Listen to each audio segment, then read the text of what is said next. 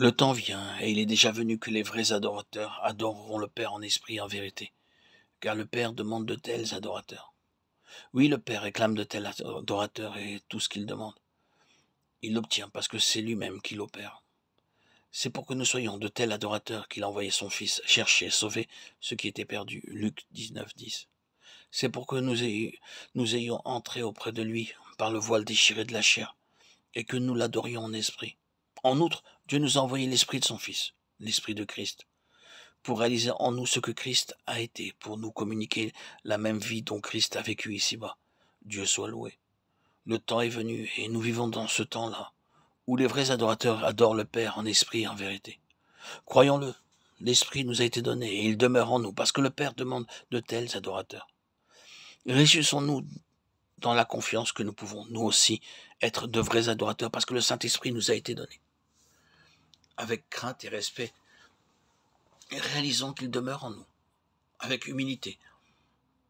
Faisons taire la chair pour nous abandonner à sa sainte direction.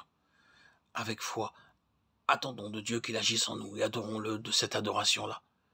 Que toute nouvelle perception de l'œuvre du Saint-Esprit, que tout exercice de foi pour croire à sa présence, que toute expérience de son action en nous, nous ramène toujours à adorer le Père, à lui offrir amour et action de grâce, à lui rendre l'honneur et la gloire qui n'appartiennent qu'à lui seul. Ô Dieu, tu es esprit, et ceux qui t'adorent doivent t'adorer en esprit et en vérité. Gloire à ton nom. Tu as envoyé ton propre Fils pour nous racheter et nous préparer à l'adoration en esprit. Et tu as envoyé ton esprit pour demeurer en nous et nous faire adorer ainsi. Et maintenant, nous avons accès auprès du Père par le Fils en esprit.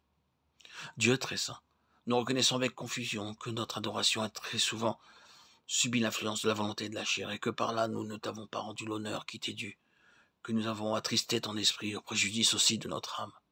Ô Dieu, pardonne-nous, délivre-nous de ce péché. Veuille nous enseigner à ne plus jamais chercher à t'adorer autrement qu'en esprit et en vérité. Notre Père, ton Saint-Esprit demeure en nous. Daigne, selon les richesses de ta gloire, nous fortifier puissamment par sa présence, en sorte que notre homme intérieur devienne réellement un temple spirituel où te soient offerts des sacrifices spirituels. Enseigne-nous aussi, chaque fois que nous nous présentons devant toi, à renoncer au moi, à vouer la chair à la mort et à attendre avec confiance de l'Esprit qui est en nous, l'adoration, la foi et l'amour, qui te sont agréables par Jésus-Christ.